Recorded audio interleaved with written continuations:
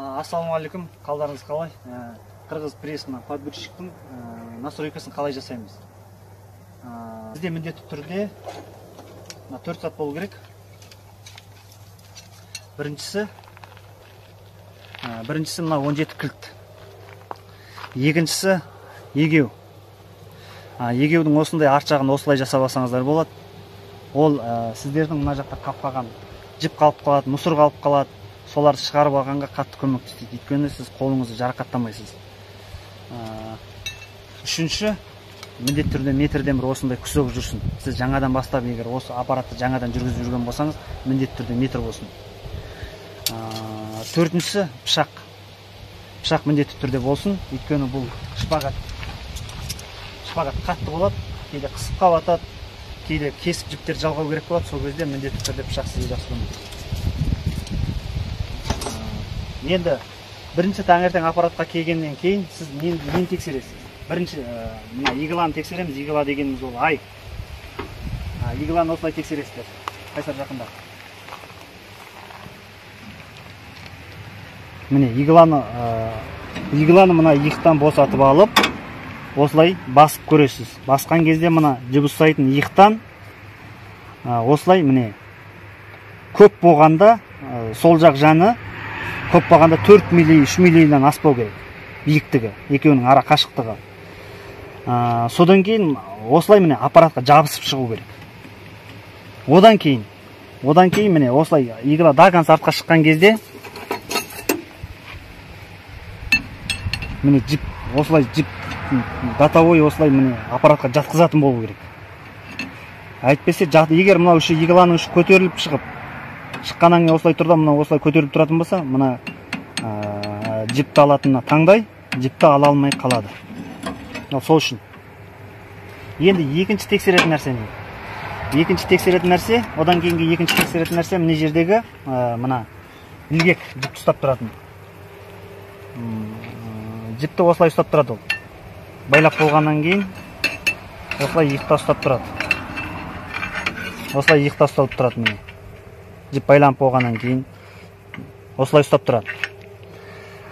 Сол екеу бергі мына жіпті ілгекпен мына жіпті ұстап беретін бер жағында мынау екеуі бірігіп қайшы деп аталады.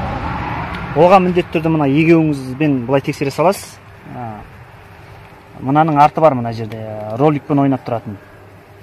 Осыған былай тұрып өткізесіз да, жай ғана осылай басып тексере саласыз, болды. Осылай басқан кезде қайшыңыз міне, не үшін қайшы дейміз? Сол үшін қайшы дейміз міне. Қайшыланып, жіпті ұстап қалады. Бір осындай мұсыр келіп, мына жаққа тірелсе, бұның темір жұмсақ, бұл майысып кетуі мүмкін. Майысып қалып, мына иыққа тіреліп қалуы мүмкін, или болмаса асты қарай түсіп қалып, жіпті ұстамай тұру мүмкін. Сол үшін осылай тексересіздер. Оның қаншалықты ұстап тұрғанын қалай тексереміз? Осылай бір сіреңкенің қалыңдығы жеткілікті. Міне, сіреңкені осылай ұстады, міне, қатты күйді ұстап тұр, міне. Сіреңкенің басы қозғалса да, арты қозғалған жоқ. Көрдіңіздер ме? Осындай қаттылықта ұстау керек. Сол кезде аппарат қарлығаш жіпті емен-еркін алып, емен-еркін байлайды, мына жақ емен-еркін қиып береді. Жердегі пышақ жіпті жақсы қияды, аппарат мына қайшы қарлығаш жақсы байлайтын болады. Оның дәлдігін қаншалықты өлшейміз?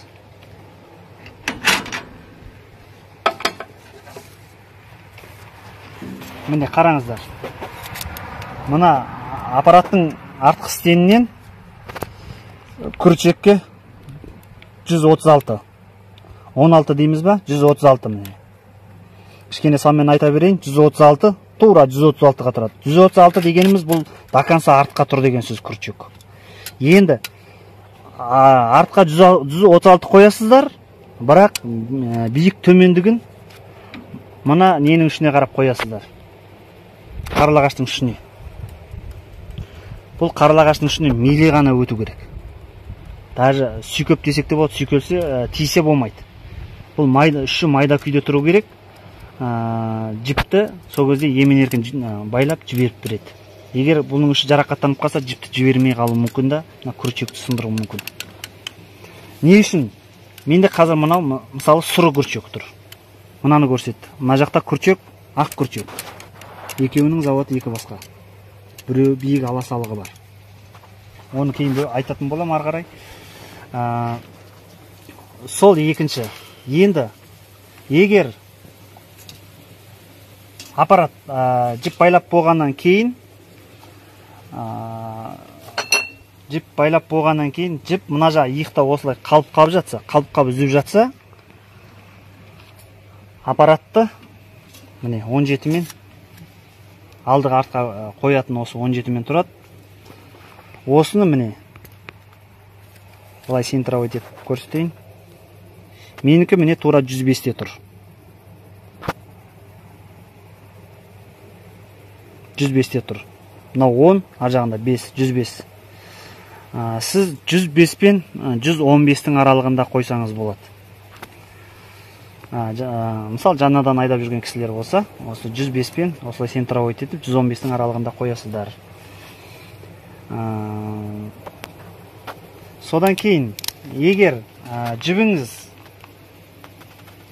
мына жақта үзіліп қалып жатса, или болмаса игланың үшінен үзіп беріп жатса, міндетті түрде мына жақтағы жіп ұстап беретін мына пружина, жіп үзіп жатса, мына пружинаны босатасыз. Егер қатты босатып жіберсеңіз, мынандай жағдай болады. Жіп келеді да, жіп байлап болғаннан осы күйде тұру керек қой. Бұл күйде емес, мына иықтағы күйде тұрып қалуы мүмкін. Осылай мына иықтағы күйде тұрып қалуы мүмкін. Ол кезде сіз осылай иықтағы күйде тұрып қалып жататын болса, мынаны сіз қатты босатып тастадыңыз деген сөз. Сол кезде мынаны қатайту керек. Средний қоясыз, қатты да емес, бос та емес, өзіңіздің настройкаңызға қарай ыңғайлайсыз. Пружина. Бұл пружина мына жерде жіпті ұстап беру үшін. Сіз бұған осылай қолмен қатайтатын дәрежеде жетеді осы. Бұл жіпті қолмен қатай, мен осылай міне қолмен ғана қоя салам, болды. Бұл жердегі мына жіпті жібермес үшін ғана ұстап береді, болды. Бұл темір сізге пружинамен қолмен қысып берген сол жеткілікті болады. Кілтпен қысып тастамаңыз. Бұны қолмен ғана қатайтасыз. Ал мына жақтағы бұл 19 керек жоқ, сол үшін айтқам. Қолмен ғана. Мына арттағы басып тұратын бұны көрдіңіз ба? Мына жерде ролик тұр, мына жерде кетік тұр.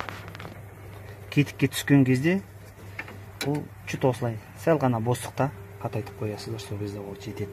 Қайта-қайта шұқып жүрмеңіздер. Ол жіпті де содан кеспейтін болады, мына жақтан жіберіп те қоймайды.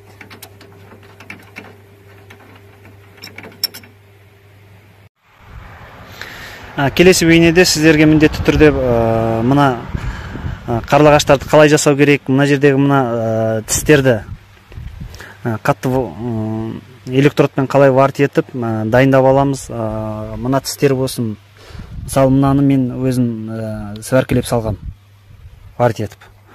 Солардың бәрін қалай жасауға болатындығын, поршындарды варт еткем.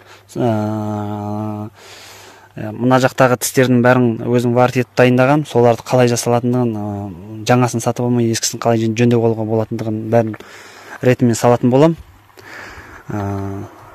Артық кемі болса, міндетті түрде пікір қалдырып, достарыңызбен бөлісіңіздер. Әр қазағымыз бай болсын, қуатты болсын, бәрі біліп жүрсін.